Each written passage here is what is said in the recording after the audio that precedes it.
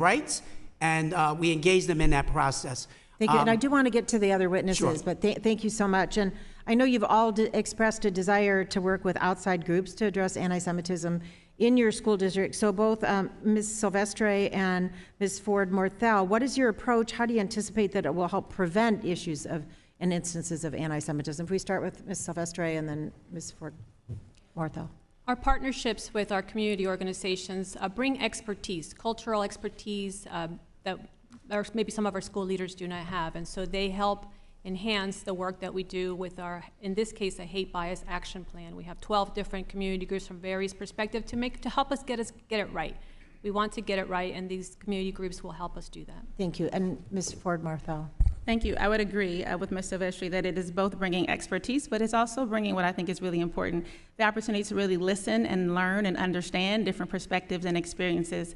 That's something that we do in Berkeley that we really value, and we do believe in the value of collective coming in and sharing different ideas, perspectives, and different ways to address issues. And so we truly believe that not just the expertise and sharing of experiences, but the collaboration and bringing together of different minds and hearts will lead us to the best ways to address it. I'm almost out of time, but in my remaining 35 seconds, Mr. Sykes, if you could just summarize what is the interplay between Title VI of the Civil Rights Act and the First Amendment in schools? Sure, thank you. The schools must act when there is a hostile educational environment under Title VI. And that means there's unwelcome conduct based on a protected characteristic that's subjectively or objectively offensive and so severe or pervasive that it limits or denies a person's ability to participate in or benefit from an educational program. So the law is clear that the schools must act in those situations, notwithstanding the Tinker test that we described before. And do you agree that we need funding to do that? Absolutely. Thank you. I yield back. Thank you very much, Ranking Member. We now go to the great state of Utah. Mr. Burgess, you're recognized for 5 minutes. Thank you. First of all, thank you for witnesses being here today.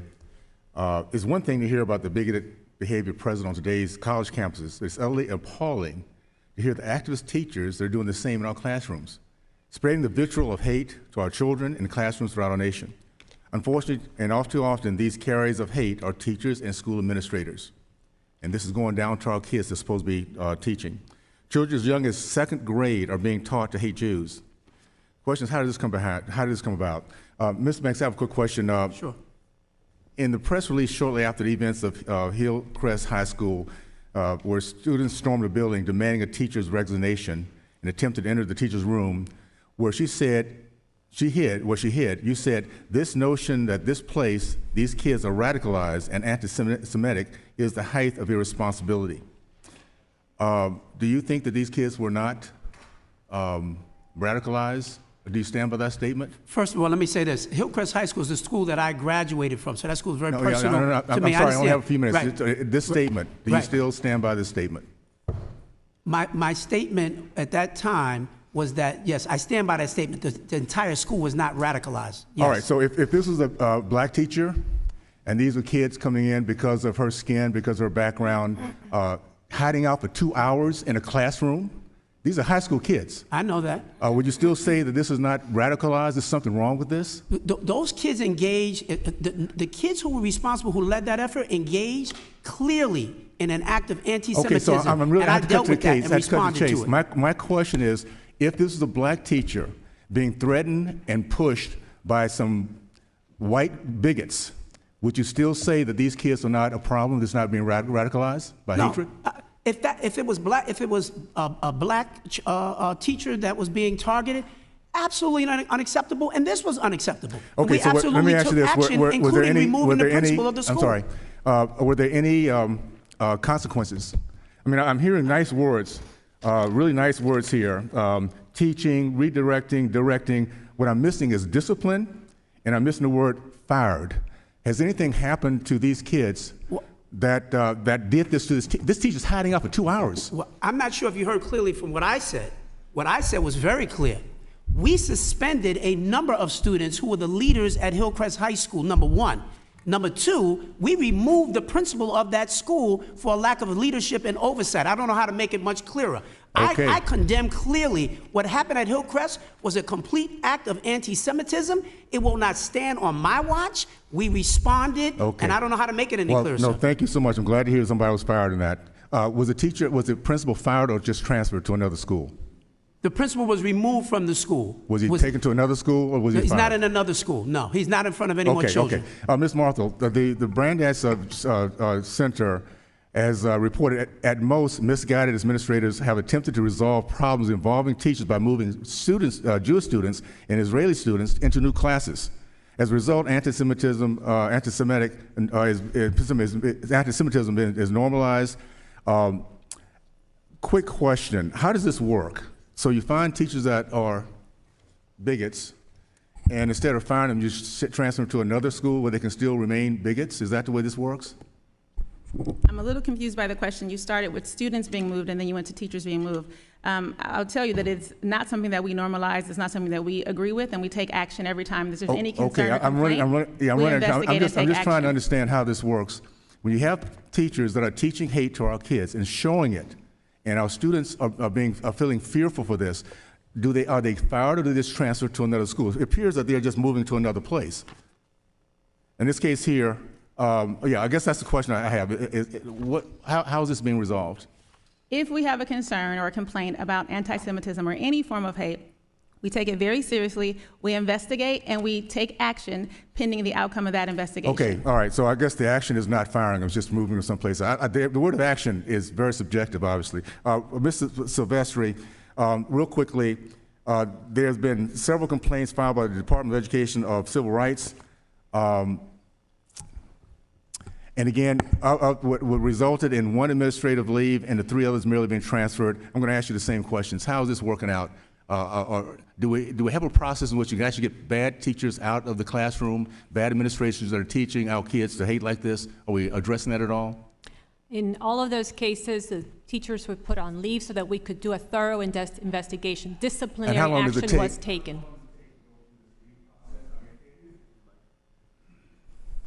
I guess I'm just concerned. We want results. We want discipline. We see what's happening to our kids, and we've not taken out the cancer, which is these teachers coming in, administrators that's pushing down their hate. Every day in these classrooms is a bad day for our kids. So are we getting rid of any of these people? Or just taking action, or other actions? Disciplinary action has been taken on all of those cases. Okay, and but they're not being fired. They understand any other further action will lead to up to determination. Okay, Representative right, Owens, Representative Owens, thank you very much. Let's go to the Great Northern Mariana Islands, where Mr. Sablan is recognized for 5 minutes. Thank you very much, Mr. Chairman, and good morning to our witnesses. Welcome. This is a really difficult issue.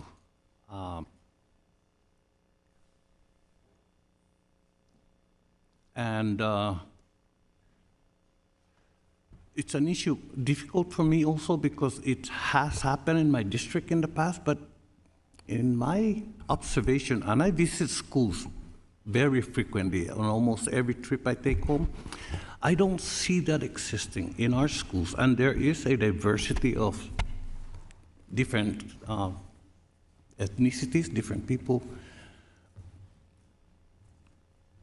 I'm not sure why. There may be something in there. There's got to be. There is bullying I'm aware of. I have 2 teachers in my family. There is bullying.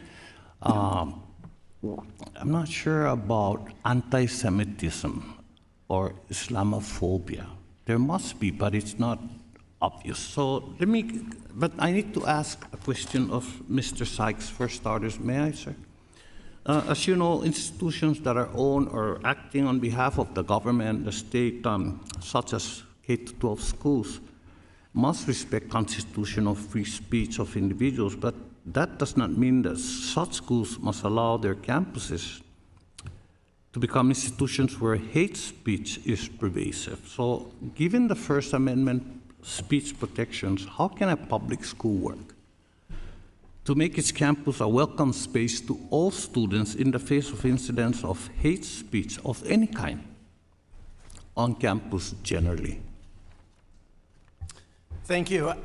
As the only non-educator on the panel, I'll do my best to answer, but I think the work of creating an inclusive environment where students feel free to express themselves and to learn and grow happens long before any of these particular incidents. I think it's a part of establishing a school community that is accepting and welcoming. As I said, we at the ACLU believe strongly in the importance of protecting the free speech rights of students, of teachers, and of parents, but those are not unlimited. And as I mentioned, Title VI says that the schools must act when there's a hostile educational environment. If I can just respond to the previous questions, it doesn't say that someone must be fired. I think we need to think a little bit more creatively about how we can respond to anti-Semitism and root out this idea. I don't want anyone fired, sir. Firing may be appropriate in certain circumstances, but I think we need to think about how we can address anti-Semitism, change hearts and minds, make children safe without only looking to the most punitive tool in our toolbox. Thank you. I yield my remaining time to Ms. Manning. Thank you. I yield. Thank you, Mr. Sablan. First, I want to thank you all for your testimony and your condemnation of anti-Semitism and the steps you are taking. As we all know, we are facing a particularly difficult time for Jewish students and their parents. I've talked with Jewish students in my district who are experiencing anti-Semitism in North Carolina.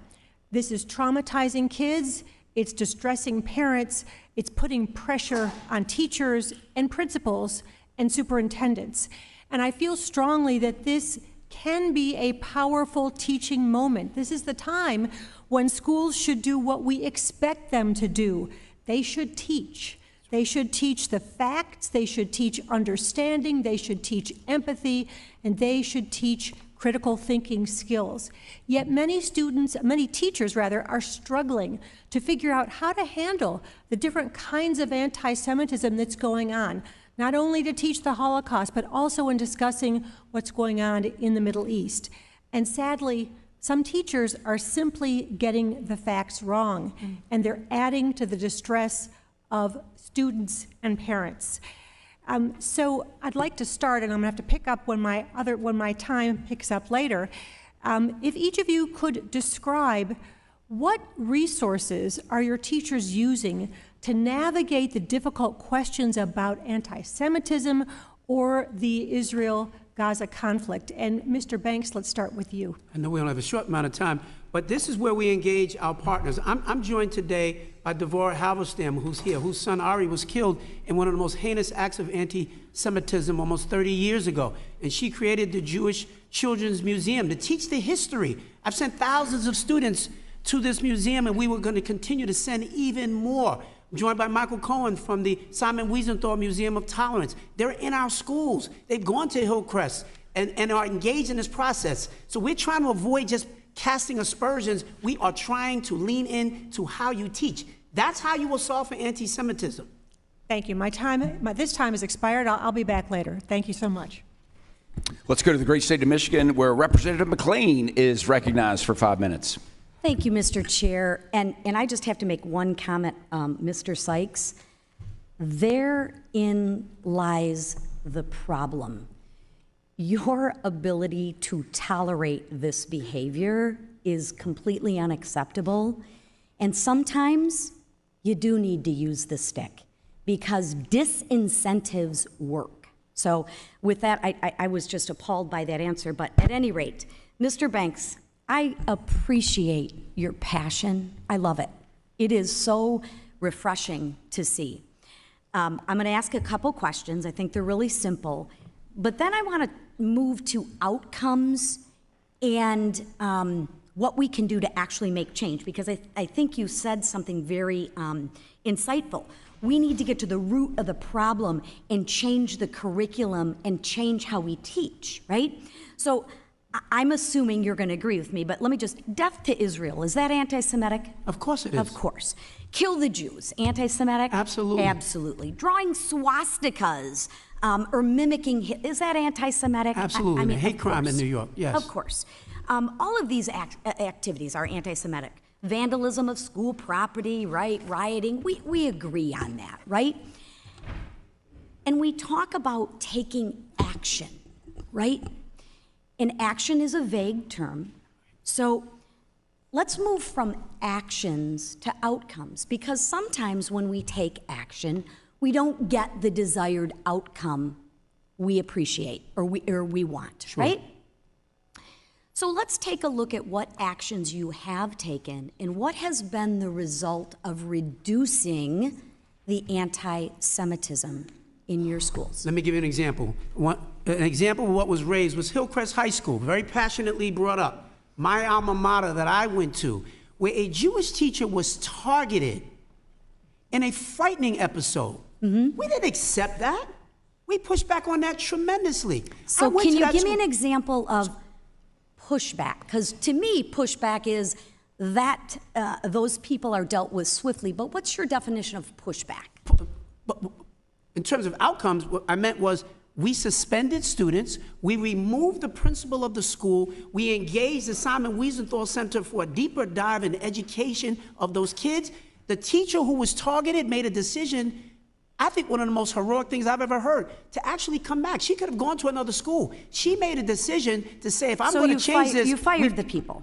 You fired yes, we move people, absolutely. And the outcome is that what's happening at that school now has transformed in significant ways. We're not fully arrived. This is a work in progress. I get it. What have you done to change your curriculum? Yeah, so we have engaged in a wide range of new resource guides, teaching about anti-Semitism, teaching about and what are those resource guides? Excuse me? What are those resource guides? We're working together with the Museum of Jewish History in New York City, who's helping us to create an educated guide for teachers. I would offer one solution as well, because a lot of times we come up here and we just talk about problems. One solution is Morris Life does a really good job of teaching anti-Semitism and really ruling out hate around the Holocaust and whatnot. I think where everyone gets frustrated is we use these words like pushback, and I think we have to have a real clear definition of if X happens, if you vandalize school property, if you perform anti-Semitic acts, that here is a clear policy that will be dealt with swiftly and justly. Am I hearing you say today that those policies are in place? Those policies are in place. Here's the challenge. These things don't always come down to so clear yes and no. I'll give you an example. We had a school where a teacher hung up a map of the Middle East that eliminated Israel from the map. So the question is that anti-Semitic? To me, that's anti-Semitic. And we had it removed. But others have said, did you fire her? She said, essentially, I made a mistake. I didn't intend it to be anti-Semitic, and she had a reason for it. I have just a moment. How do your administrators respond to students that ignore authority, right? I think we have three perpetrators here. We have the students, we have the teachers, and we have the administrators, right? Right. And I think all three of those people need to be dealt with, and need to be dealt with swiftly and justly. So with that, I apologize, I'm out of time, but I would like to see your written response to how you deal with anti-Semitism as it pertains to those three entities: students, administrators, and teachers. And with that, thank you, Mr. Chairman. I yield back. Thank you very much. From the great state of California, Representative DeSaulnier is recognized for 5 minutes. Thank you, Mr. Chairman. I want to thank the witnesses. Sorry, we were having a collegial conversation here. Let's start by everyone in this room, I believe, agrees to, and you've stated, anti-Semitism is unacceptable. All students deserve to be free from hate and be safe to learn and thrive. We need to support all students who are being threatened on school campuses and stand against all forms of hate. Any student who feels unsafe or discriminated against deserves to have their case investigated, and the Department of Education's Office of Civil Rights should take all credible claims seriously and investigate. Superintendent, I'm a neighbor. I represent a district just to the east of Berkeley. I used to own a business in Berkeley. I love the atmosphere in Berkeley, the openness, but it does create certain frictions. Openness, I think you would agree. Is that happening right now? Is the Department of Education investigating civil rights complaints? Yes, there is an open investigation now from the Office of Civil Rights for Berkeley Unified. And you are cooperating with that fully, correct? We are fully intending to cooperate. We just received a letter yesterday actually informing us officially of that complaint, and we do see it as an opportunity to reflect and grow and continue to move towards our mission and values. and you and your board has done everything to reasonably stop a complaint from coming, and you believe that the process will show that. We believe the process will show that. Thank you. Mr. Chair, I'd like to insert into the record letters from Berkeley parents and community members, teachers, detailing the difficulties that schools face in addressing the war in Gaza, and in support of the superintendent and the board to build and maintain a safe and learning environment. There's also letters from Jewish parents about Berkeley Unified School District's support for Jewish students. I'd like to submit that for the record. Without objection, so ordered. Without objection. Mr. Emerson Sykes, the balance between free speech and protecting students is what we're challenged by. Justice Holmes and Justice Brandeis wrote about this extensively. Justice Holmes talked about screaming fire in a crowded room. Justice Brandeis, the first Jewish member of the Supreme Court, talked about the antidote to this, I'm paraphrasing, to challenges of irrational fear is more speech, not less speech. Could you talk to a little bit of that? He actually has a quote where he talks about violence alone should not, the threat of violence alone, and I'm quoting from him now from memory, should not stop free speech. And that in that quote he talked about men burned women as witches, and we can't condone that either. So this balance that Brandeis and Holmes struggled with all those years ago is your forte. How are we balancing that right now? Thank you. The rules that apply according to the Constitution and statutes differ whether you're in a crowded movie theater or in a public square or in a K-12 school. And so in the context that we're talking about today, on the one hand, we have robust protections for the free speech rights of all. As the Supreme Court has also said, you do not lose your constitutional rights at the schoolhouse gates. You have the right to hold your opinions, to share your opinions, so long as they are within the bounds of the school context. But the school must act, as I've said, when there is a hostile educational environment. And so a lot of what we are dealing with today is how have schools responded in those situations? And I think, as a husband of a public school teacher and the parent of public school students, I understand that when they make mistakes, we don't send them to their room. We try to help them understand what they've done wrong. We try to help them understand the impact that they've had on others, try to figure out how to make the people who've been harmed feel whole, and try to change behaviors in the future. And so I know that good teachers and administrators across the country are doing their best to do that now. And this is the everyday work of schools, trying to nurture students, trying to help them grow, while also make them safe. Do you believe, listening to the testimony of your fellow panelists today, that they are doing that? I can only assume that they are doing their best.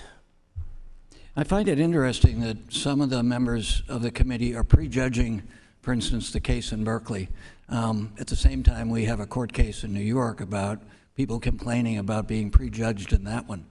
I think really what I hope comes out of this conversation today and continues in the spirit of bipartisanship is that we all, again, say that hatred in any form, particularly in schools, is completely unacceptable from the United States Congress, and that we would adhere to the laws as they are, and if there's something wrong with them, we would work together to correct that. Thank you, Mr. Chair. I yield back. Thank you very much, Representative. Let's stay in the great state of California, and Representative Kiley is recognized for 5 minutes. Thank you, Mr. Chair. Is it Doctor? I'm sorry, I'm having trouble reading your last name. Ford. Yes, Ms. Ford. I don't think we got an answer to you as to whether there have been any professors terminated at your school for anti-Semitic words or conduct. So the answer was that I'm not able to speak about personnel matters, but what I can say to you is we investigate every complaint and concern thoroughly and thoughtfully. Sure, I'm not asking you to give us names action. or anything, but can you just tell us in general, has anyone been terminated? In general, I can say to you that I can't speak about personnel matters, but I can tell you that we do follow up and we take action. I'm pretty sure your colleague, Mr. Banks, gave us an answer, so you can. And I respect and appreciate that, but I'm not going to be able to do that. I can let you know that, again, when any issue comes up, we investigate it, and pending the outcome of that investigation, we do take action. And those actions range. Thank you. You gave us a statement in your testimony where you said that any suggestion or assertion that anti-Semitism is pervasive in BUSD, that is at your district, is false. However, the Brandeis Center and the Anti-Defamation League have, as we've mentioned, filed a complaint. And for the sake of brevity, I'll read from their release, summarizing what's in it. It says, incidents include students repeatedly hearing anti-Semitic comments in classrooms and hallways, such as kill the Jews, non-Jewish students asking Jewish students what their number is, referring to numbers tattooed on Jews during the Holocaust, and Jewish students being derided for their physical appearance and demonized as evil. Students have also had to endure anti-Semitic teacher rants in class activities, teacher-promoted walkouts and praise Hamas, and even a second-grade teacher leading a classroom activity where children were writing "Stop bombing babies" on sticky notes to display in the building. Jewish students report being worried about mob violence, including being jumped at school. Many have said they removed their Stars of David and no longer wear Jewish camp t-shirts, and that they are learning to keep their heads down,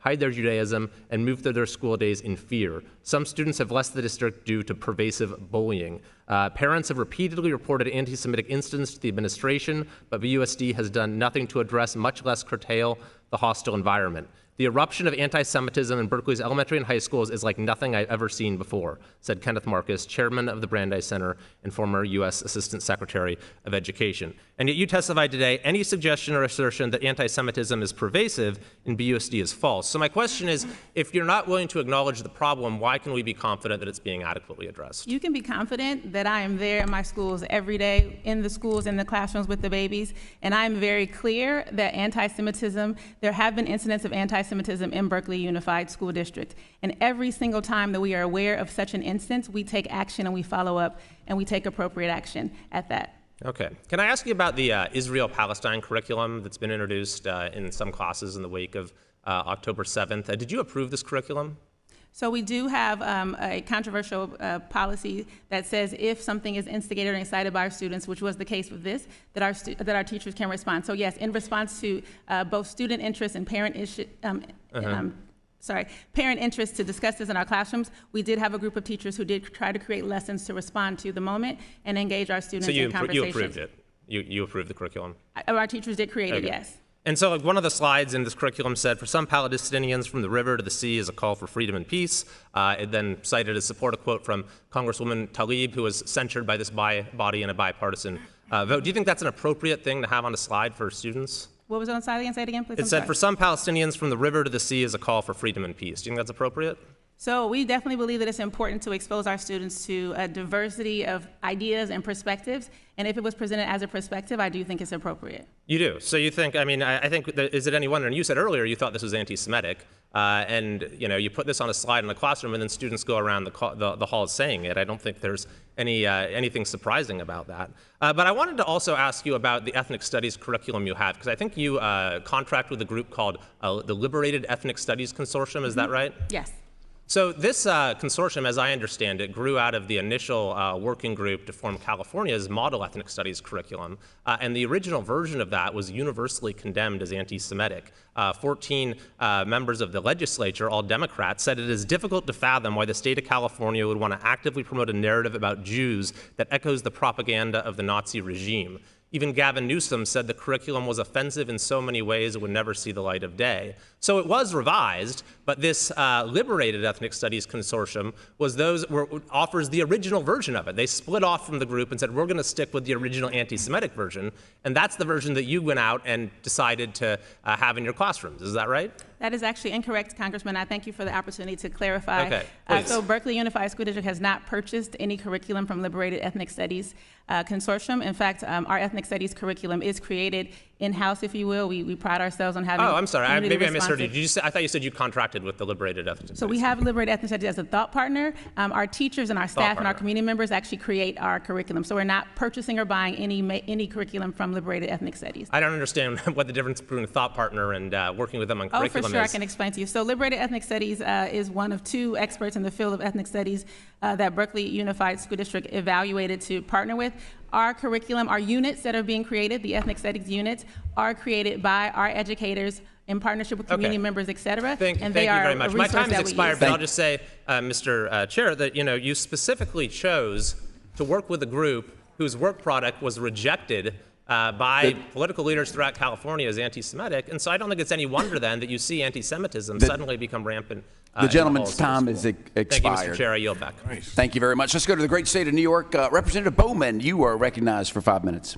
Thank you so much. Chancellor Banks, you didn't just roll out of bed and become chancellor, and your background is not only in school safety. You are also a classroom teacher, and you're also the founder of 2 highly regarded high schools, the School of Law, Government, and Justice in the Bronx, and the first all-male school in the Bronx as well, the Eagle Academy for Young Men. So I want you to speak to us briefly about the curriculum that is being implemented in New York City schools to address the issue of anti-Semitism and all hate. Please be as concise as possible, because I have at least 2 more questions to ask. Sure. Thank you so much for the question.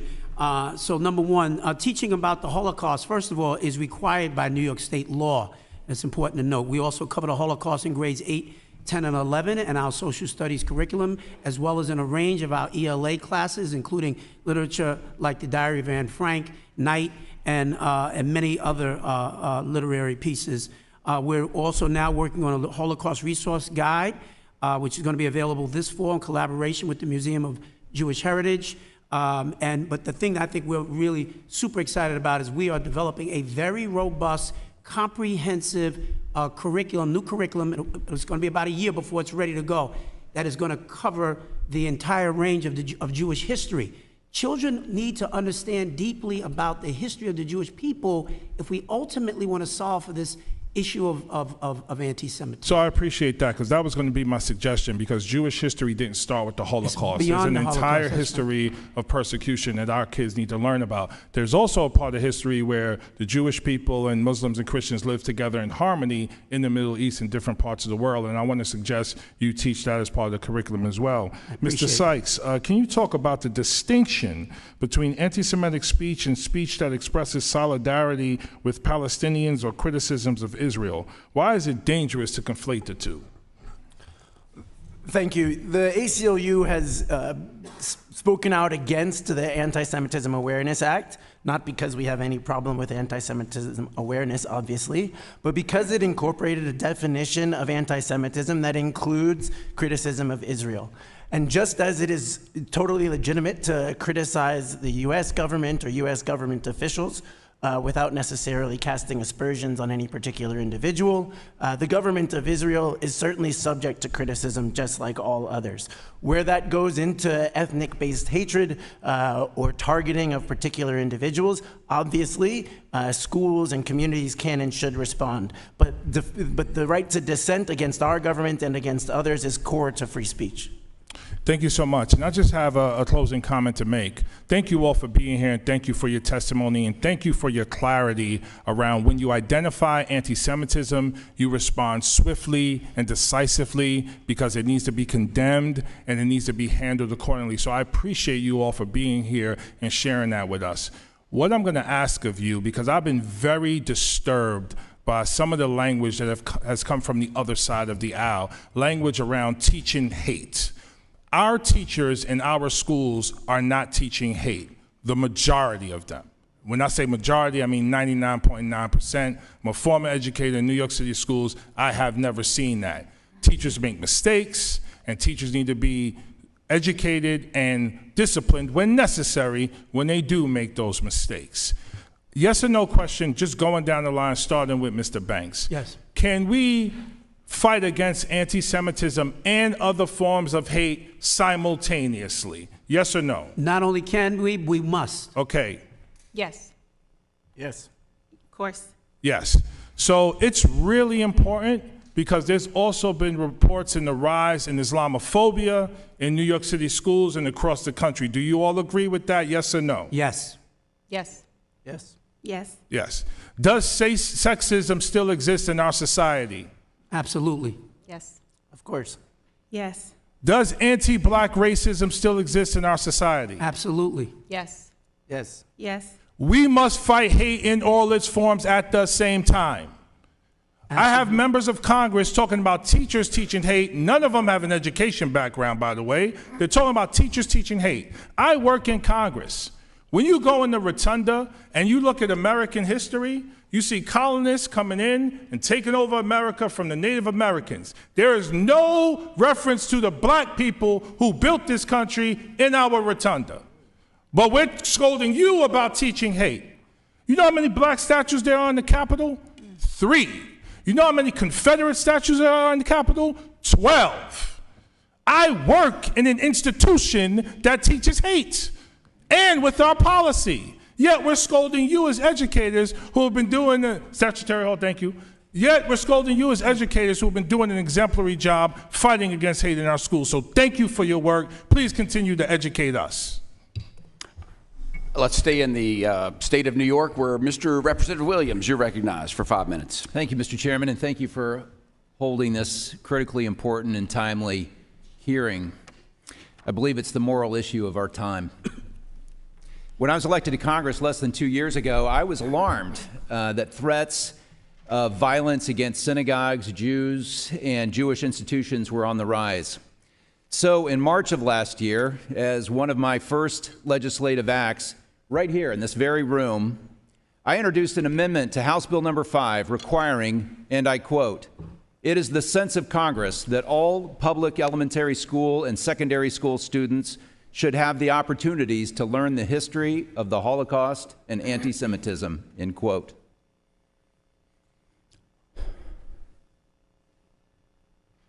All that is needed for evil to prevail is for good people to do nothing. And 7 months before the horrific events on October 7th, this committee had the opportunity to speak up and take steps to prevent the growth and spread of anti-Semitism by educating our children. But every single one of my Democrat colleagues voted against that amendment. Every single one. And we submit to the voting results for the record. And now, out of the other sides of their mouths, they pretend to be outraged, yet they do nothing. On October 7th, Hamas announced that it was open season on Jews in Israel. Mr. Banks, kids in your school district got the idea that it was okay to have open season on Jews in New York City public schools. Instead of a reduction in anti-Semitic events in your schools in the wake of this profound immorality of a Holocaust-like massacre of Jews, we've seen an explosion of shocking anti-Semitic events. Mr. Banks, now you say that you're leaning in on combating anti-Semitism. Have the episodes of rape and murder of October 7th been presented to your students of examples of Jew hatred? Absolutely. The heinous events on October 7th, anti-Semitic, and they have been taught now in our schools and are continuing to be taught across many of our schools. Is the former principal at Hillcrest still drawing a salary from New York City public schools today? Yes, he is. I'm sorry, can you say that again? I said, yes, he is. You are still paying. He is no longer the principal of the school. How can Jewish students feel safe at New York City public schools when you can't even manage to terminate the principal of open season on Jews high school, or even endorse suspension of student harassment? How can Jewish students go to school knowing that he is still on your payroll, sir? I know his payroll it is, sir. And it's not open season on Jews school. It's called Hillcrest High School. That's the name of the school. And at that school, we considered his leadership not strong enough to be the leader in that school. Wow, but he can still strong enough to participate in your school district? He's still strong enough to be on your payroll? As the leader of that school. Is he still strong enough a leader to be on your payroll, sir? Every one of the employees. Is that what you're saying? You're endorsing him to continue on your payroll because he has the moral authority to lead students within our system. Is that what you're saying, That's Mr. Banks? what I said is what I just said. That's what you're saying. You're saying that he still has the moral authority. I did not say that. That's what you said. That is what I'm asking you. You're justifying his continued employment. That's how you interpret it. And I'm trying to challenge, how can that be? Every employee who works in our schools has due process rights, sir. Due process. We do not have the authority to just because I disagree to just terminate someone. That's not the way that it works in our school system. There are egregious crimes that have been committed under your watch. I want to give you the opportunity, we have 1 minute remaining, to speak directly to the parents of Jewish students in New York City. Think of this, as Jewish parents walk their children to school tomorrow morning, what can we say? What should they say to their children to allay their children's fears? How should they reassure their children that this anti-Semitic nightmare in your school, sir, has come to an end? Please. I speak to Jewish parents on a Please speak to them now. I'm speaking Cameras to them are rolling right here. Speak to them now. I speak to Jewish teachers and parents and families And what do you every say? single And what day. do you say? And what I say to them is that we do everything we can to ensure that your child or that you, even as a teacher, are going to be safe in our schools. We don't always get it right. Part of the reason that happened at Hillcrest High School was what I considered a lack of proper supervision in that school. That's why the principal was removed from the school. So the teachers in that school are not unsafe. We removed the leader of the My school. time has expired. I doubt very much that they're comforted that this nightmare is over under your leadership. I'm sorry you feel that way. Let's go to the great state of Connecticut, where Representative Hayes is recognized for 5 minutes. Thank you, and thank you to our witnesses for being here today to testify. I would just like to say that I agree with my colleague that those who have committed egregious crimes should not have the moral authority to lead a school or a nation. Also, as an educator, I don't know what people think it is that teachers do. I don't know what people think it is that teachers inside of a classroom or people who choose this as a profession do. I acknowledge and recognize that there's been an unprecedented rise in anti-Semitism in our K-12 schools. And we have had multiple hearings on this committee and in this full committee on anti-Semitism. But as an educator, I remind you that we have to teach children that all forms of hate are unacceptable. I listened to my colleague go down the list of all of the things we deal with, that teachers deal with in schools, and I can remember, I mean, the only parallel I have is I'm not in the classroom right now, but I remember after September 11th, going to my department head and saying, we need some professional development on the Muslim experience. I need to be able to support our students and make sure that other students understand their perspective. We had parents come in describing, this is what this holiday means. We had students come in saying, this is why I wear a hijab. Really doing a deep dive and helping students to understand the background and perspective of their peers. We're doing a disservice to students if we are not teaching them about the backgrounds and perspectives of all people. And teachers have the impossible job of bringing students together from different races, religions, ethnicities, socioeconomic backgrounds into one classroom and creating a space where all students feel safe. I really hope that on this committee that we spend some time really looking at these intersections between what is happening in our classroom so that kids, it's a lot harder to hate someone that you know. It's a lot harder to diminish or devalue someone's experience when you know what it means or why a person practices a certain religion or whatever. According to research conducted by the ADL Center on Anti-Semitism Research, there's a direct relationship between deficiencies in Holocaust education and heightened prejudicial anti-Semitic beliefs.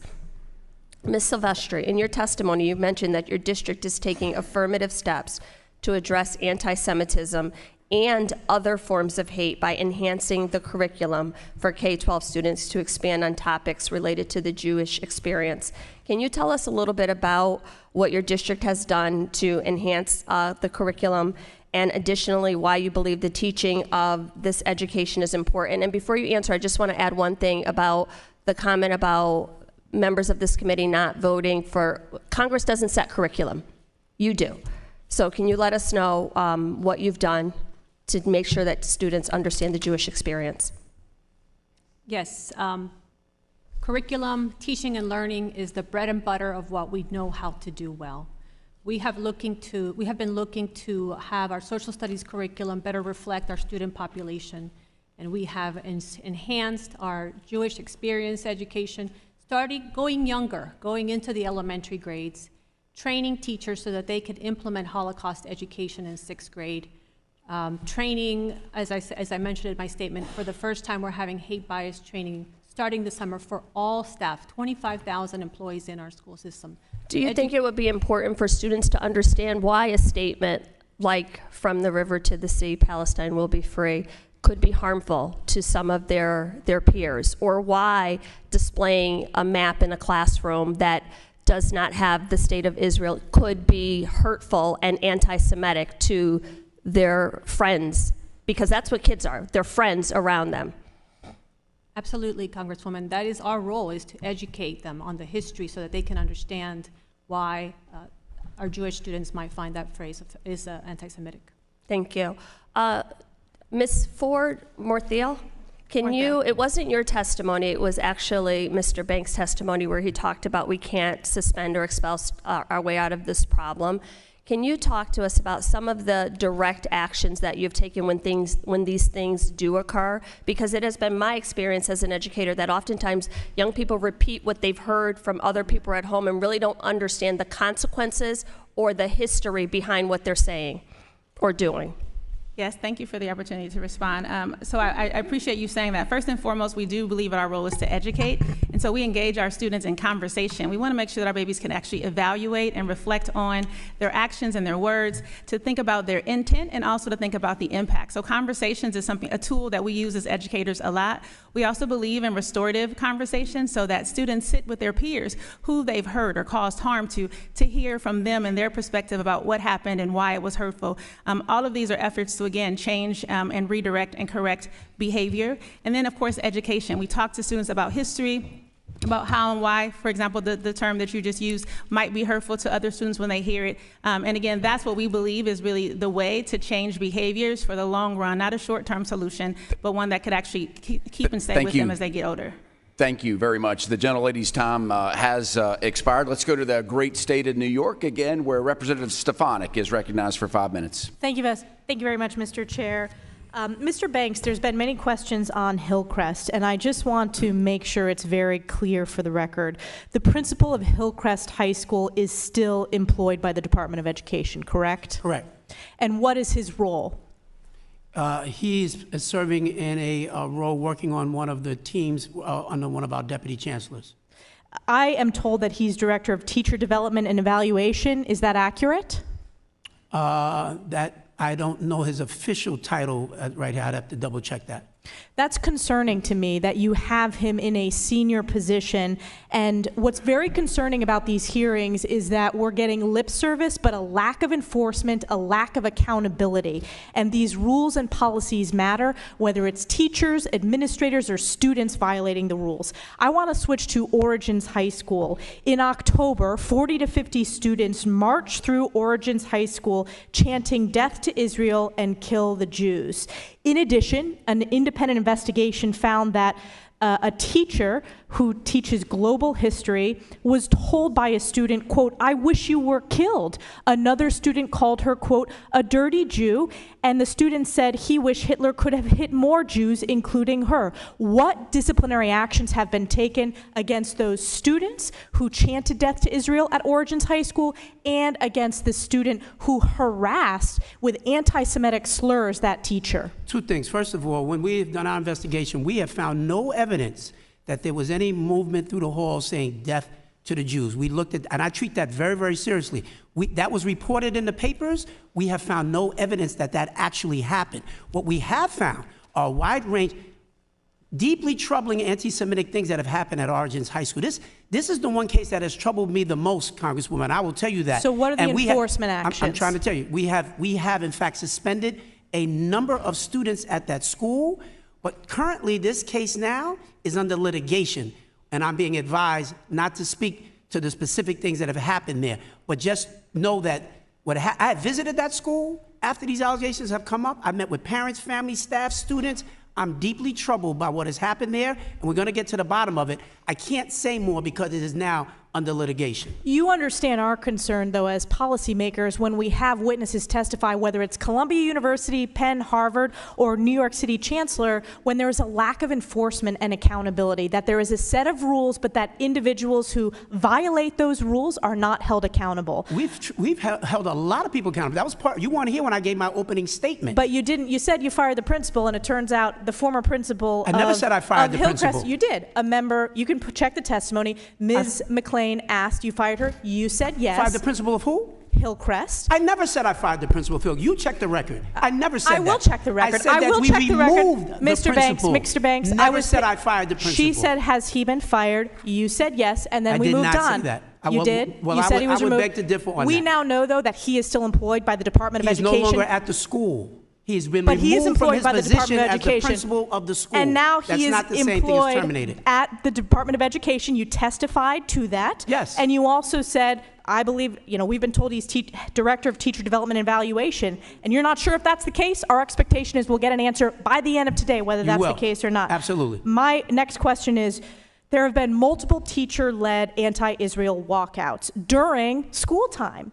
What are the consequences for those teacher walkouts, and do those violate policy of DOE? I'm not sure what teacher walkouts. We've had a number of walkouts of students out of school, including several of our high schools, which are also very troubling for me. So what disciplinary action is taken in that case? Right. The challenge that we have in that case is we do not have any rules within our code of conduct that would prevent a child from actually walking out of the school. When they walk out of the school, they are marked absent. They're essentially cutting from school. There are consequences for cutting school. And it's your testimony today that there's no teacher involvement in those walkouts? Because independent media reports say that there is teacher involvement in those walkouts. I don't have any evidence of that. We have evidence of one where the principal assigned a teacher to go with a student to a protest, completely inappropriate. That principal was disciplined, the teacher was disciplined in that particular case. What was the form of the discipline? I'm not at liberty to tell you. It's very specific. They were not fired, but we have a wide range of discipline that takes place in those cases, and we did take action.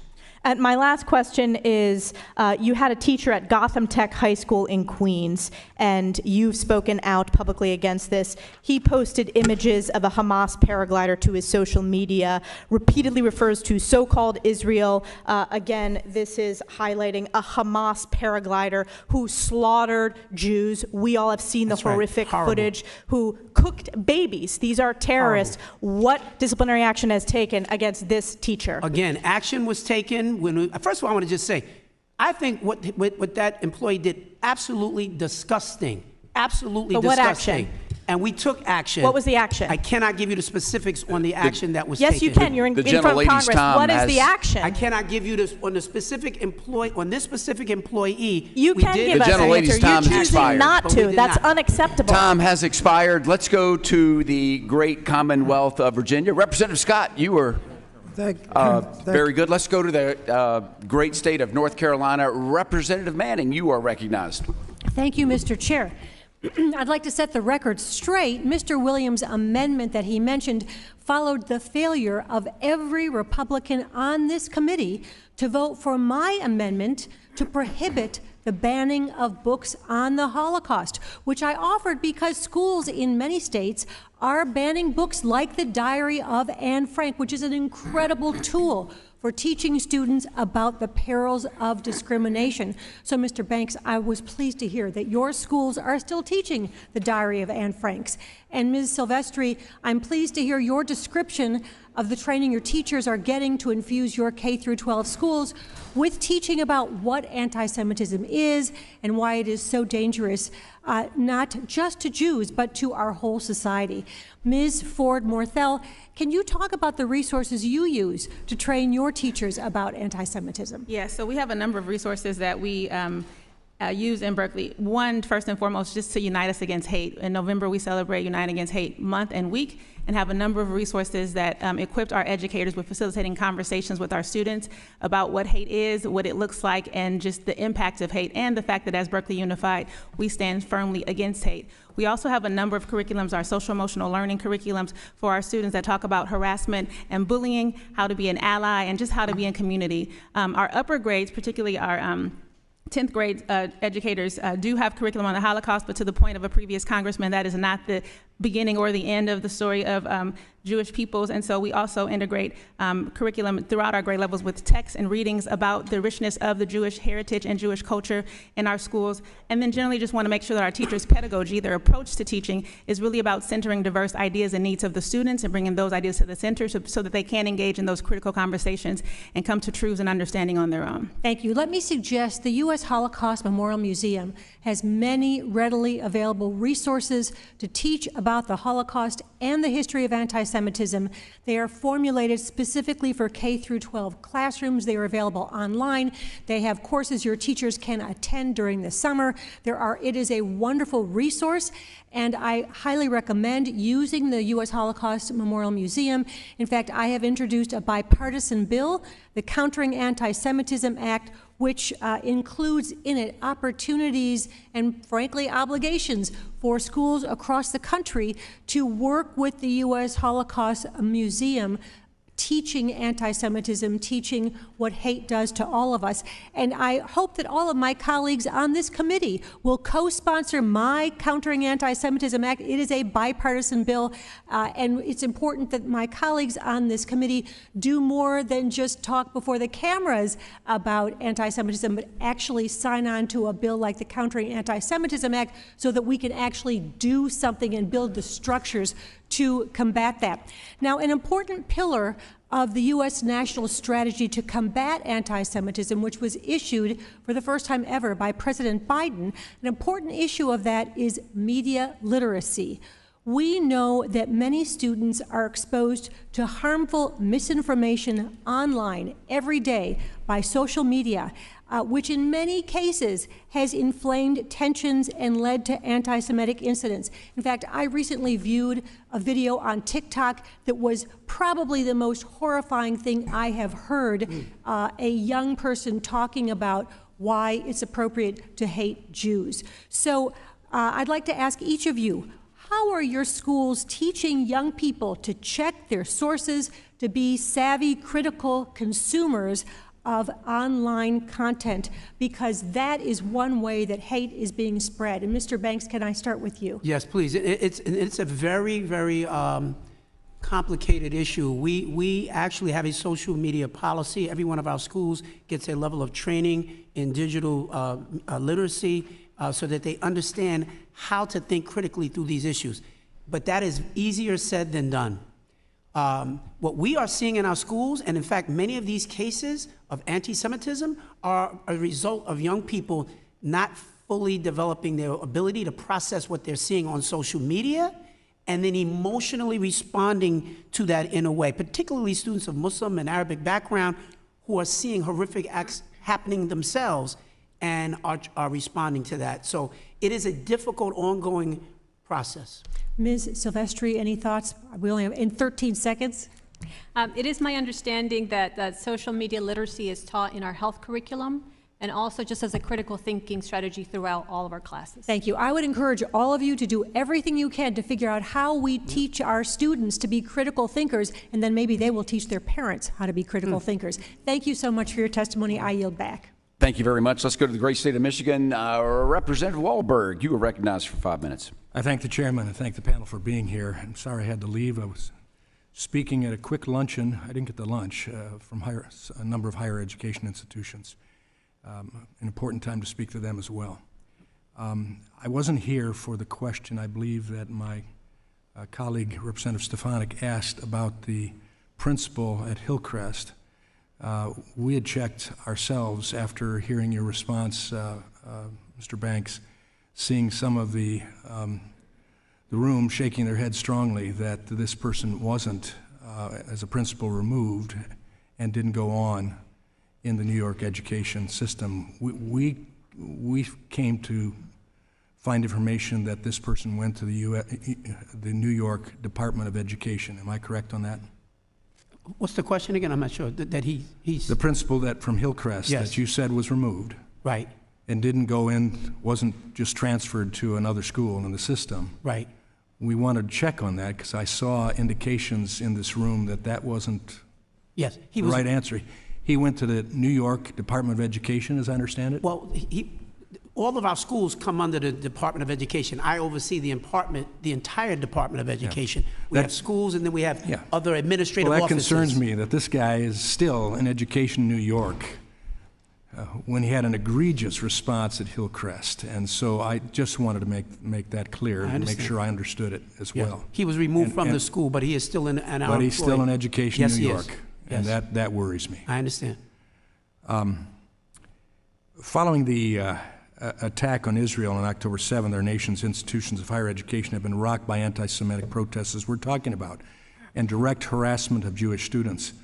And while a critical eye must be placed on the teachings and policies at these institutions, we can't overlook our K-12 system. And so thanks for holding this hearing today. In fact, we know that the teachers that have been trained in our higher education institutions to being change agents in the world are in our K-12 systems, and they have been for years been trained to be anti-Semitic themselves. Critical theories that they've been trained in, oppressor and oppression, and important as well, anti-American. So it's a challenge that we have to look in our K-12 system. It's during this developmental phase that students start to grasp the difference between right and wrong and critically begin to realize that other people have their own feelings that might not match theirs.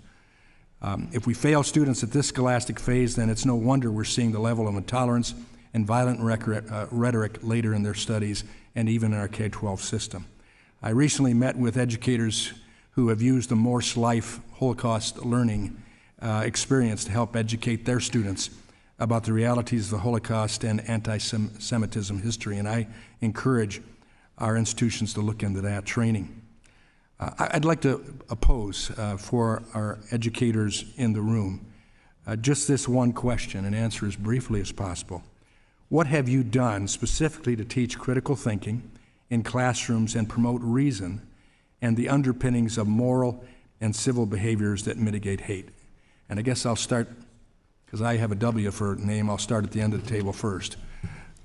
Ms. Ford-Morthell. Thank you, Congressman. So this is something that we integrate in our instruction starting from the youngest of grades.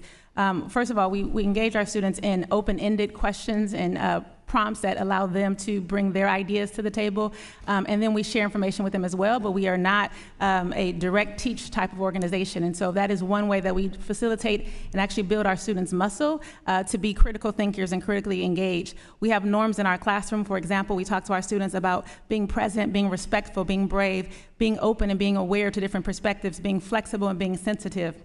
So it's a muscle that they build throughout their grades in Berkeley Unified School District. And of course, we teach them to be critical consumers and evaluate and analyze the information that's coming to them through a number of perspectives so that ultimately, again, they can make decisions on their own. We'll hope we'll see the impact of that in an exemplary way. So, Ms. Silvestre.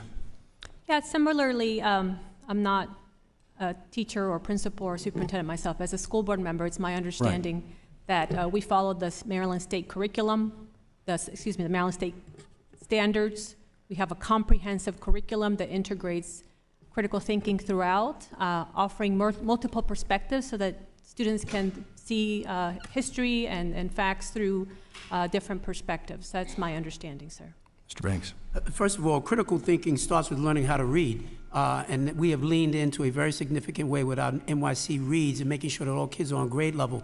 Beyond that, we have a wide range of things from Socratic method to project-based learning, all of that. And finally, I would also like to say, sir, that I would be careful to casting aspersions on an entire system.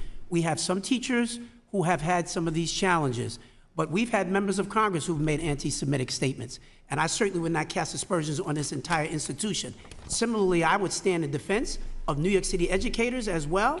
We have some, and when we see they rears its head, we deal with it. Well, I would stand with you on that, but I also think that the gentleman's time has expired. Well.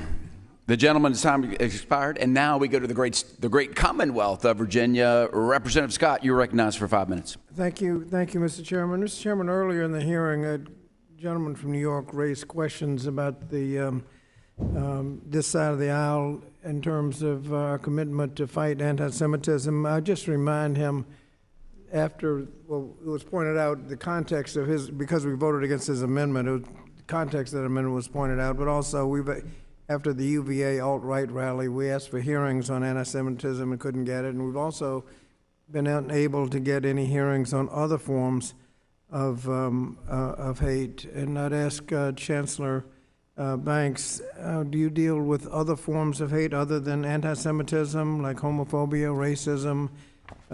Do transgender students have a right to be safe in school? Can you talk about other forms of hate? Yeah, and hate rears its head every single day. And as a black man who's had to deal with, my people with a history of racism in America as well, this is something that is ever present. But as the chancellor of the New York City Public Schools, the work that we see, the aspersions that are cast against the LGBTQ community, the aspersions that are cast against Asian Americans, homosexuals, there's no end to this scourge of hate. And so that's why I say anti-Semitism doesn't simply affect Jews. Anti-Semitism affects all of us, particularly all people of goodwill. And so I stand up not only against anti-Semitism, I stand up against Islamophobia and all other forms of hate. You can't put them in silos. That's not the way that we can be responsible about how we are going to approach this. We have to deal with all forms of hate. The whole world lives in New York City. And I have a responsibility to be the champion and the chancellor for everybody. Well, thank you. And just as an aside, is it your practice to determine facts and sanctions based on media reports or due process? Is that for me? That's for you. We are responsible. Just because something was written on the front page of a tabloid doesn't make it true. And so we have to investigate. We do that responsibly, and then we move appropriately to deal with those situations on a case-by-case basis. And you indicated that you can't discipline yourself out of the problem. What did you mean? Could you say a little bit more about that? Yeah, what I mean is that ultimately, if we really care about solving for anti-Semitism, and I believe this deeply, it's not about having gotcha moments. It's about teaching. You have to raise the consciousness of young people. And the challenge we have as a system is that we do have some adults who bring their own bias into the classroom. And we've got to figure out how do we unpack all of it at the same time. But the ultimate answer for anti-Semitism is to teach, to expose young people to the Jewish community so that they understand our common humanity. And I would certainly ask that my colleagues from across the nation, and I would call on Congress, quite frankly, to put the call out to action, to bring us together, to talk about how we solve for this. This convening for too many people across America in education feels like the ultimate gotcha moment. It doesn't sound like people who are actually trying to solve for something that I believe we should be doing everything we can to solve for. Thank you.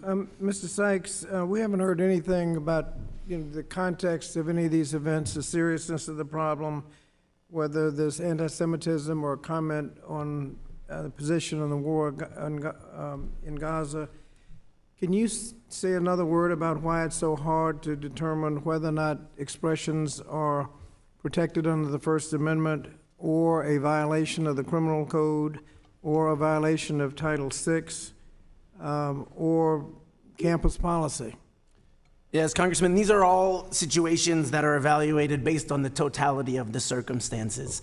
There are words that we might agree here that we all agree are offensive, but we also can understand that certain words depend on how they're used, when they're used, to whom they're used, how often they are used, and all of those are relevant to determining whether speech is protected or creating a hostile educational environment. And if I might, I meant just to add on to the question about how do we promote critical thinking and exposure to a variety of ideas. One of the things that we are doing at the ACLU is fighting back against bans on inclusive education. This was started by an executive order by the former president and has now been copied and pasted in multiple states. 18 million Americans now live under an education gag order where certain ideas are being prohibited from classrooms. So this is the epitome of trying to crack down on critical thinking, and so we think that this legitimate threat to free speech and free inquiry needs to be addressed urgently as well. Thank you. Thank you very much. Thank you, Representative Scott. Let's go to North Carolina, where the chair of Education and Workforce Committee is Dr. Virginia Fox, is recognized for 5 minutes. Dr. Fox. Thank you, Mr. Chairman, and I want to thank our witnesses for being here today.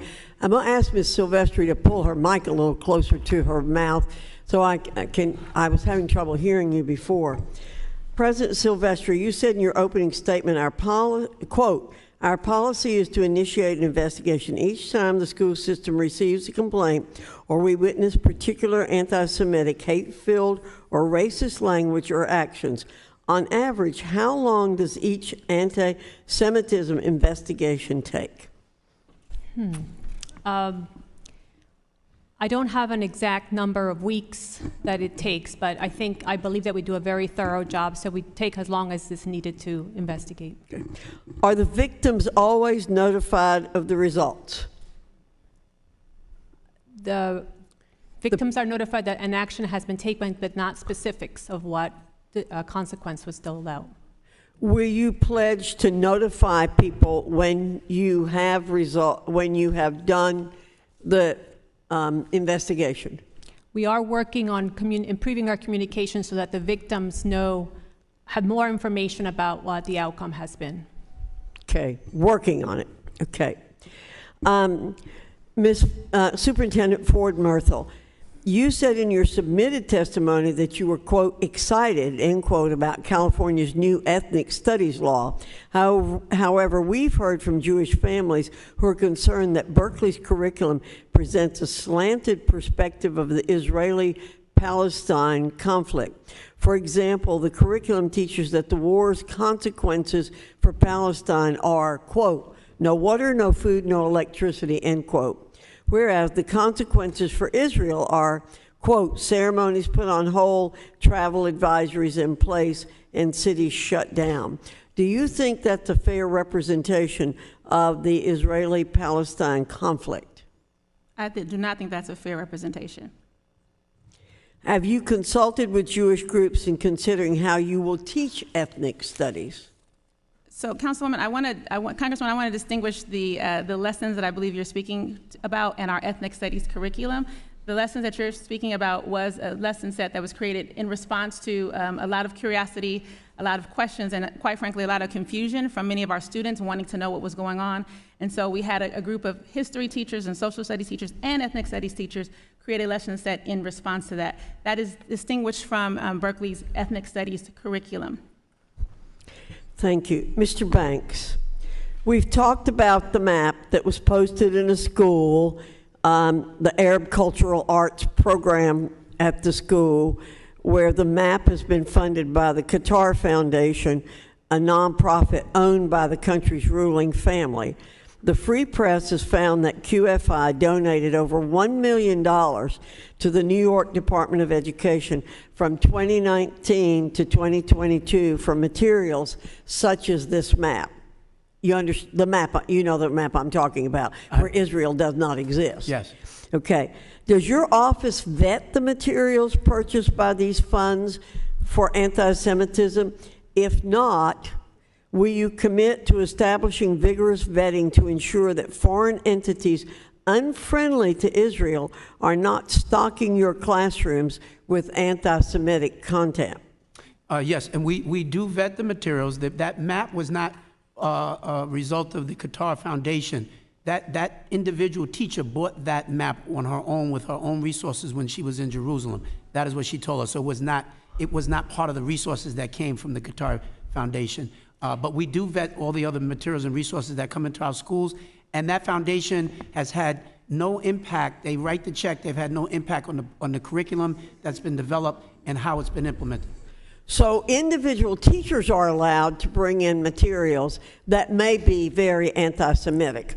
Are you going to vet those materials? Absolutely. And as we hear about those cases, you know, in New York City, we have 77,000 teachers. And so, you know, this is not Mayberry, it's New York City. It is a very large system, and it's difficult for me as the chancellor to say, you know, any individual map that's up on a wall in any particular classroom, I'm already aware of it. But we make sure that the principals of those schools, they're supposed to provide that level of supervision. I have one more quick question for you, Mr. Banks. Do other countries donate significant sums to New York City public schools? I do not have, I would have to get back to you on that. I do not have any evidence in front of me now that we have any other foreign governments which are supporting other programs in our schools. But I don't want to misrepresent here. We can certainly get you the answer for that by the end of the day. Well, we'd be happy if you would follow up with an answer on that. Absolutely. Thank you, will. Mr. Chairman. I yield back. Thank you. And Mr. Banks, we would all like to see that answer. Yes. We are nearing the end of our committee. Ladies and gentlemen, thank you for your thank you for being great audience members. And we just have to have closing statements, and I'll yield to Ranking Member Bonamici for her closing thoughts. Thank you very much, Mr. Chairman, and thank you to the witnesses for being here today and for your work. I do want to note, Mr. Chairman, that the witnesses today are from what might be considered blue states. And I do want to introduce into the record articles that discuss instances of anti-Semitism in Florida, Texas, and Alabama. So that's in the record as well. Without objection.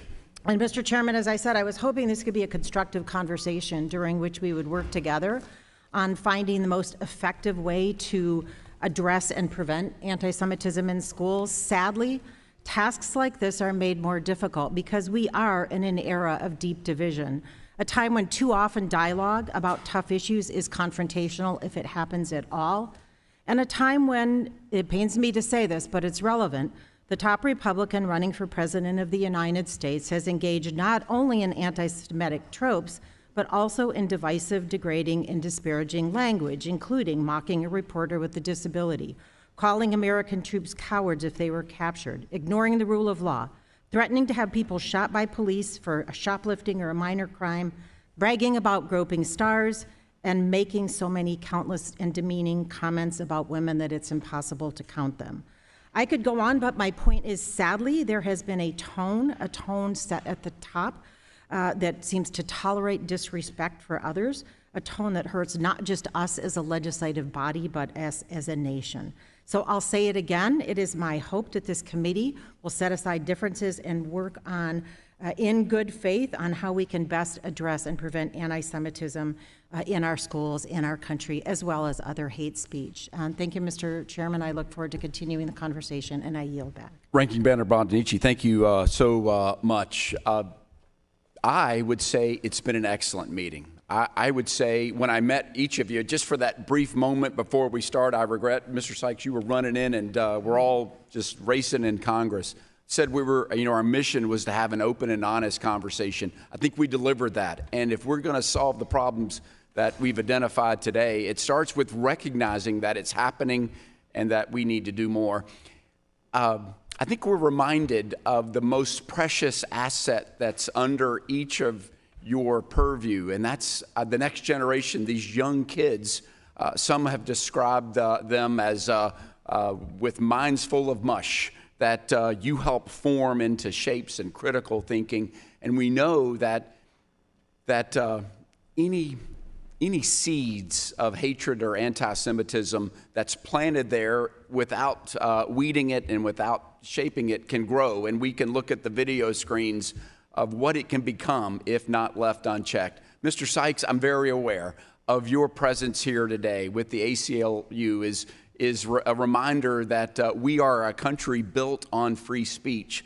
But free speech doesn't include death to Jews or some of the other vile slogans that we've heard. I'm aware of that, but it's so hard to be a kid in today's society. There's pressures. I'm a kid of the 70s and 80s, and it's hard to imagine growing up now with social media and the other pressures of being a kid today. We shouldn't have to worry. They shouldn't have to worry about about getting beat up or whatever just for their religion. And so we're better than this. So Mr. Banks, when we met in the hallway, you said, we've got work to do. And indeed we do. And hopefully it's not only a wake-up call for your school districts, but to everybody that's watching across America. It's 2024. 2024. There's no place for this at all in America. America's the last great hope where we can all hopefully get along, and we're not proving it very well. So I think the lesson, too, is no matter how small, and Ms. Ford Morthell, you said something, too, no matter how small the incident, it needs to be investigated, and people need to be held to standards. There needs to be consequences for crossing that line. We're holding all of you because you hold our most precious asset, our kids. And so with that, to the kids and the parents and the teachers that I met with earlier and that many of us did, we stand with you, and we will not cease shining the light and holding everybody accountable, because as a nation, we're just, frankly, we are better than this, and we all have a role to play. So our work begins today going forward. To the witnesses, thank you for coming forward, for your frank discussion, and for your commitment going forward that we all can live in a safe society without hatred and the fear of violence against us. And without objection, there being no further business, the subcommittee stands, and this hearing is now adjourned.